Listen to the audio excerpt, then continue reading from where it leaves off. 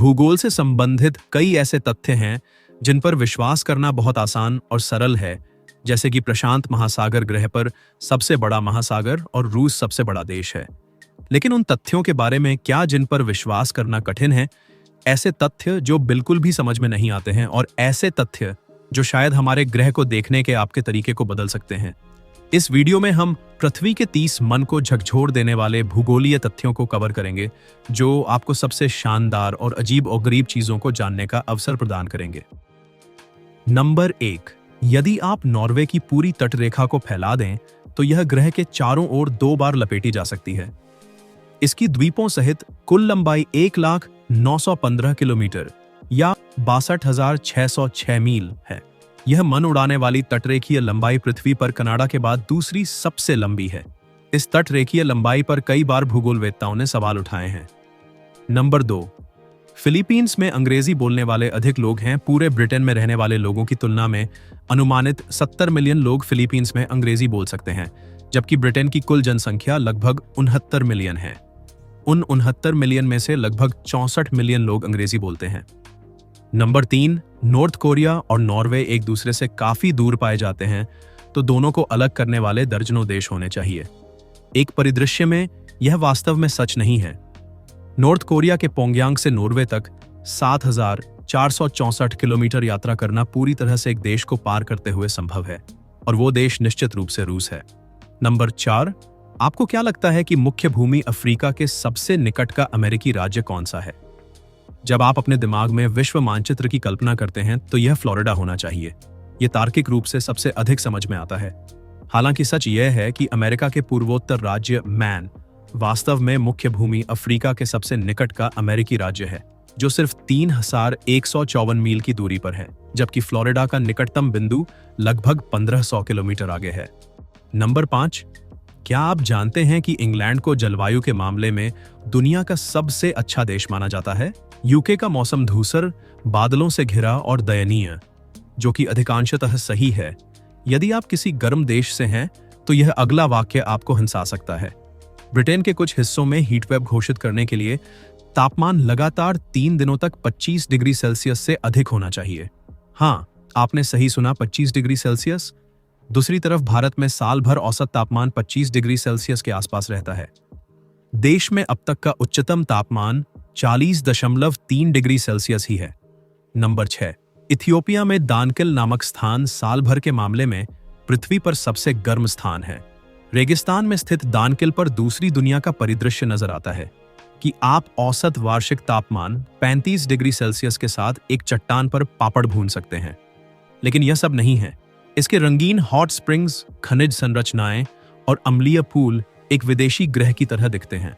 यह इतना चरम है कि वैज्ञानिक यह समझने के लिए इसका अध्ययन करते हैं कि अन्य दुनिया में जीवन कैसे जीवित रह सकता है। यह जलवायु और वैज्ञानिक खोज दोनों के लिए एक हॉट स्पॉट है। 7वें नंबर पर आइसलैंड। आइसलैंड उन जगहों में से एक है जहां प्रकृति की हर चीज मौजूद है। गीजर आकर्षक झरने, भूतापीय गर्म पानी के झरने। लेकिन एक चीज ऐसी है जो आइसलैंड में नहीं है। आइसलैंड में मच्छरों के बिना गर्मियों की रात की कल्पना करें। यह सामान्य है। इसके कई वेटलैंड्स के बावजूद ठंडी जलवायु मच्छरों को दूर रखती हैं। इसलिए अगर आपको मच्छरों के काटने से नफरत है तो आइसलैंड आपके लिए है। 8वें स्थान पर ऑस्ट्रेलिया में कंगारुओं की जनसंख्या मानव जनसंख्या से काफी अधिक है। अनुमान है कि यहाँ लगभग 50 मिलियन कंगारू हैं, जबकि कुल जनसंख्या लगभग 26 मिलियन ही है। कंगारू ऑस्ट्रेलियाई राज चिह्न पर भी अंकित और राष्ट्रीय पशु हैं। कंगारू को सड़क पार करने की प्राथमिकता किसी वाहनों से अधिक होती है। नंबर 9, क्या आप जानते हैं कि पेरू में एक उबलती नदी है? इसे शानाई टिम्पिश्का कहा जाता है, जो वास्तव में असाधारण नदी है। यह नदी पेरू के अमेजन वर्षावन के भीतर स्थित है। इसका पानी लगभग 93 डिग्री सेल्सियस के तापमान तक पहुंच सकता है, जो इसे दुनिया की सबसे गर्म नदियों में से एक बनाता है।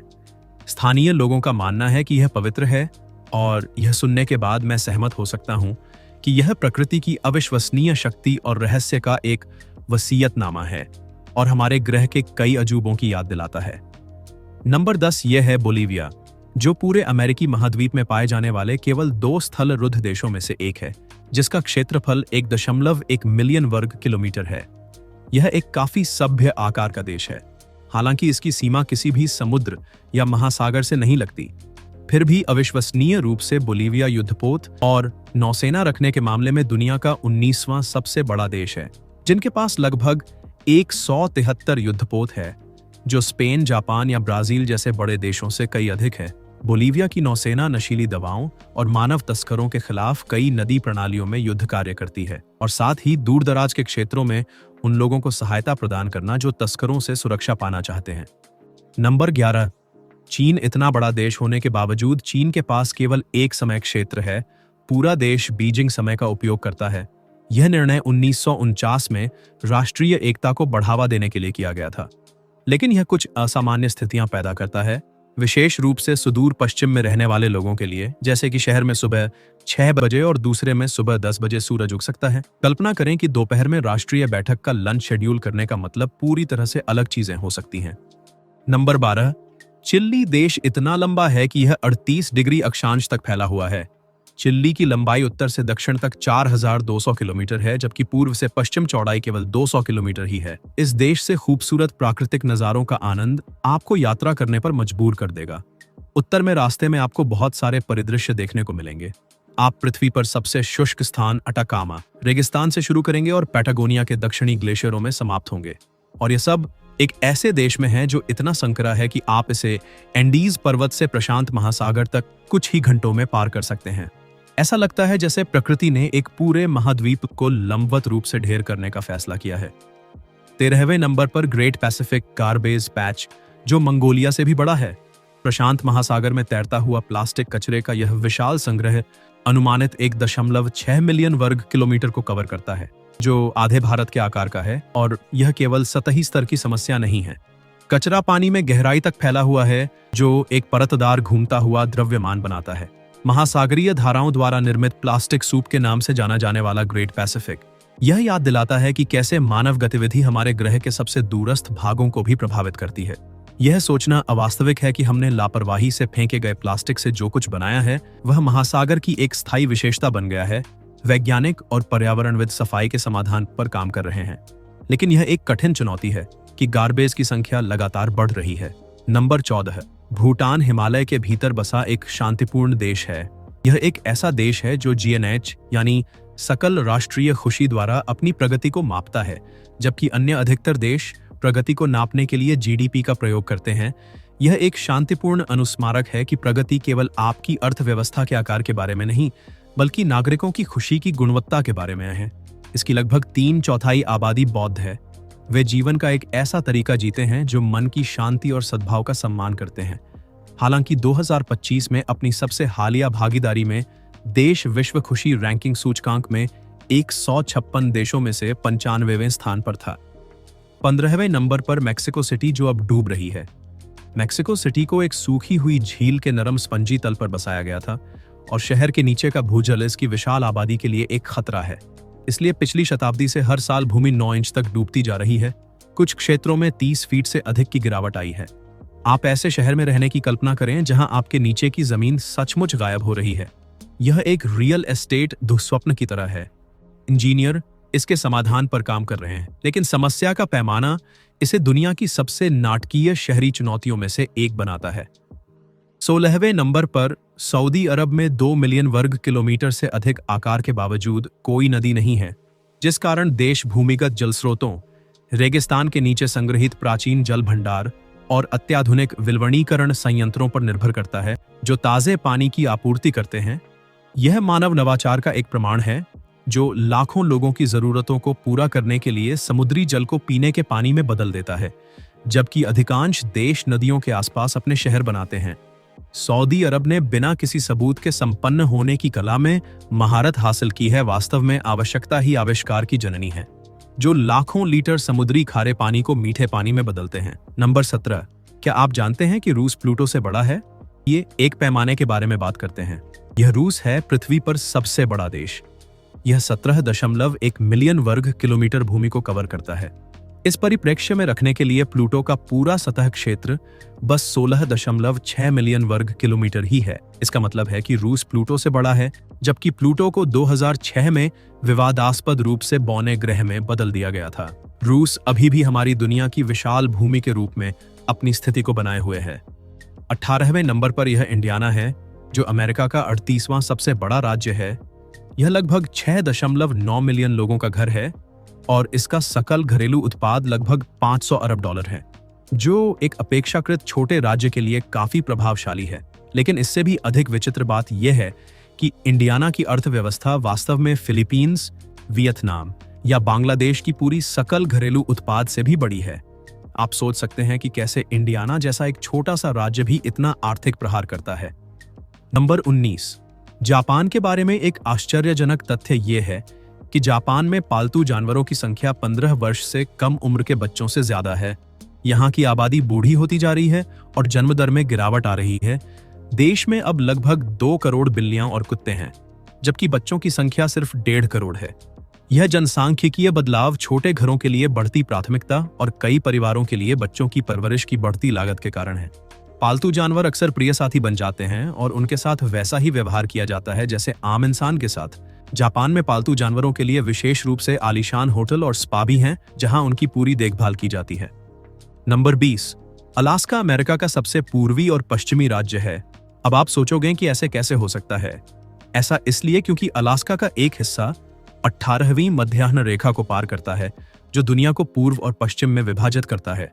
इसका मतलब है कि अलास्का का एक छोटा सा हिस्सा तकनीकी रूप से पूर्वी गोलार्ध में है, जो इसे सबसे पूर्वी राज्य बनाता है। नंबर 21। San Marino. जनसंख्या और भूमि के आकार के मामले में पृथ्वी पर सबसे छोटे देशों में से एक, इसकी जनसंख्या लगभग 33,500 है। जनसंख्या की तुलना में देश में अनुमानित 54,000 सड़क वाहन हैं, जो कि प्रति व्यक्ति 1.6 है, जो कि पृथ्वी पर सबसे अधिक है। उदाहरण के लिए, अमेरिका एक बहुत ही कार केंद्रित देश है, जहां यह दर सैन मैरिनो की लगभग आधी है। सैन मैरिनो में प्रति व्यक्ति वाहन इतने अधिक होने का कारण यह है कि यह एक समृद्ध पहाड़ी देश है, जहां सार्वजनिक परिवहन सीमित है, जिसका अर्थ है कि यहां के निवासियों के लिए कारें लगभग आवश्यक हैं। नंबर 22। अमेज़न वर्षावन। अमेज़न दुनिया की लगभग 20% ऑक्सीजन का उत्पादन करता है, जो इसे पृथ्वी की जीवन समर्थन प्रणाली का एक महत्वपूर्ण घटक बनाता है। इसके लाखों पेड़ कार्बन डाइऑक्साइड को अवशोषित करते हैं और प्रकाश संश्लेषण के माध्यम से ऑक्सीजन छोड़ते हैं, जो ग्रह के वायुमंडल को विनियमित करने और जलवायु परिवर्तन से निपटने में मदद करते हैं। लेकिन यह केवल ऑक्सीजन के बारे में नहीं है। अमेज़न वायुमंडल में नमी जारी करके वैश्विक मौसम पैटर्न को भी प्रभावित करता है, जिससे बारिश होती है, जो हजारों मील दूर पारिस्थितिकी तंत्र को हरा भरा करती है। इसमें कोई आश्चर्य नहीं है कि इस विशाल जंगल को पृथ्वी के फेफड़े कहा जाए। नंबर 23। दानू नदी। पूर्वी यूरोप में स्थित है। यह यूरोप की दूसरी सबसे लंबी नदी है, जो 10 अलग अलग देशों से होकर गुजरती है। यह पौराणिक नदी Austria, Slovakia, Hungary, Croatia, Serbia, Bulgaria, Romania, मोवा और यूक्रेन से होकर गुजरती है। दुनिया की किसी भी दूसरी नदी की तुलना में यह ज्यादा देशों से होकर गुजरती है। नंबर 25। सहारा रेगिस्तान। क्या इस रेगिस्तान में बर्फ पड़ सकती है? इसका उत्तर है हाँ। सहारा रेगिस्तान पृथ्वी पर सबसे गर्म और शुष्क स्थानों में से एक है, जहां बर्फबारी हो सकती है। जबकि यह दुर्लभ है, इस प्रतिष्ठित रेगिस्तान में कई बार बर्फबारी दर्ज की गई है, जिसमें सबसे हालिया घटना 2022 में हुई थी। सहारा में बर्फबारी आमतौर पर यूरोप से आने वाली ठंडी हवा और नमी हवा के टकराने का परिणाम है। उत्तरी अफ्रीका में जब तापमान काफी कम हो जाता है, तो यह अप्रत्याशित मौसमी घटना हो सकती है। बर्फ का नजारा और रेत की टीले एक साथ अवास्तविक दुनिया का परिदृश्य बनाते हैं। यह इस बात का प्रमाण है कि सबसे चरम वातावरण भी हमें आश्चर्यचकित कर सकते हैं। 26वें नंबर पर है अल्बर्टा, जो कनाडा में स्थित दुनिया की डायनासोर राजधानी है।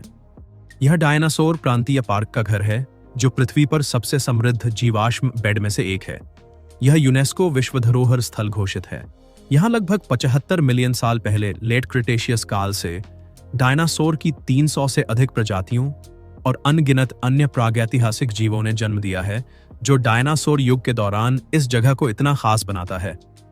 अल्बर्टा एक रसीला नदी डेल्टा था, जिसमें जीवाश्मीकरण के लिए सही परिस्थितियां थीं। समय के साथ तलछट ने डायनासोर के अवशेषों को दफन कर दिया। आज उन्हें आश्चर्यजनक विस्तार से संरक्षित करना अल्बर्टा जीवाश्म विज्ञान अनुसंधान के लिए एक हॉटस्पॉट बना हुआ है, जो दुनिया भर के वैज्ञानिकों और पर्यटकों को आकर्षित करता है, जो इसकी समृद्ध प्रागैतिहासिक विरासत का पता लगाना चाहते हैं। यदि आप डायनासोर के जीवाश्म देखना चाहते हैं, तो अल्बर्टा एक ऐसी जगह है जहां आप सचमुच इन प्राचीन दिग्गजों के नक्शे कदम को देख सकते हैं। 27वें नंबर पर एक नदी है जो गुलाबी रंग की तरह दिखती है। इस अवास्तविक स्थल को देखना आश्चर्यजनक है। कैमरून फॉल्स में पानी राष्ट्रीय उद्यान कनाडा में बरसात के मौसम में एग्रोलाइट नामक एक खनिज पानी के साथ मिल जाता है, जिससे नदी का सामान्य नीला हरा रंग एक जीवंत गुलाबी रंग में बदल जाता है। यह वास्तव में एक आकर्षक दृश्य है जो दुनिया भर से आगंतुकों को आकर्षित करता है।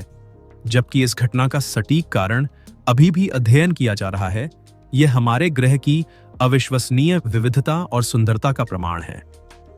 नंबर 28। जापान में खरगोशों का एक द्वीप है। जापान में एक छोटा सा द्वीप ओकुनोशिमा में आपका स्वागत है, जिसे बहुत अच्छे कारण से खरगोश द्वीप का उपनाम दिया गया है। यह पूरी तरह से प्यारे खरगोशों से भरा हुआ है और प्यारे खरगोश स्नैक्स और कडल्स की तलाश में आगंतुकों के पास स्वतंत्र रूप से घूमते हैं। लेकिन द्वीप का इतिहास बहुत कम प्यारा है। द्वितीय विश्व युद्ध के दौरान इसका इस्तेमाल रासायनिक हथियारों के उत्पादन के लिए एक रहस्यमय जगह के रूप में किया गया था और खरगोशों को कथित तौर पर युद्ध के बाद द्वीप पर छोड़ा गया था। आज यह एक शांतिपूर्ण पर्यटन स्थल है जहां आगंतुकों पर हमला करने वाली एकमात्र चीज नुकसान न पहुंचने वाले खरगोशों की सेना है। बस गाजर लाना न भूलें। नंबर 29। क्या आप जानते हैं कि पश्चिमी वर्जीनिया पश्चिम में स्थित नहीं है? यह थोड़ा भ्रमित करने वाला है, भले ही इसे वेस्ट वर्जीनिया कहा जाता है, क्योंकि बहुत समय पहले राज्यों का गठन हुआ था। वर्जीनिया एक बहुत बड़ा राज्य था। जब इसके कुछ हिस्से अपना खुद का राज्य बनना चाहते थे तो उन्होंने वेस्ट वर्जीनिया नाम चुना, लेकिन भले ही वे वर्जीनिया का हिस्सा थे, लेकिन उन्होंने पश्चिमी भाग नहीं लिया, इसलिए वर्जीनिया वास्तव में पूर्वी भाग में स्थित है। यह एक नामकरण गलत निर्णय की तरह है जिसे कभी किसी ने ठीक नहीं किया। और अंत में नंबर 30। क्या आप जानते हैं कि डेनमार्क और कनाडा के बीच नार्स के बर्फीले पहाड़ पर हंस द्वीप पर व्हिस्की शराब युद्ध हुआ था?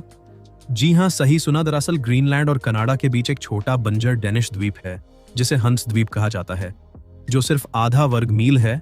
आपको यह निर्जन चट्टान महत्वहीन लग सकती है, लेकिन इसने इतिहास के सबसे मैत्रीपूर्ण क्षेत्रीय विवादों में से एक को जन्म दिया था। व्हिस्की युद्ध 1980 के दशक में शुरू हुआ जब डेनमार्क और कनाडा दोनों ने इस द्वीप पर दावा किया।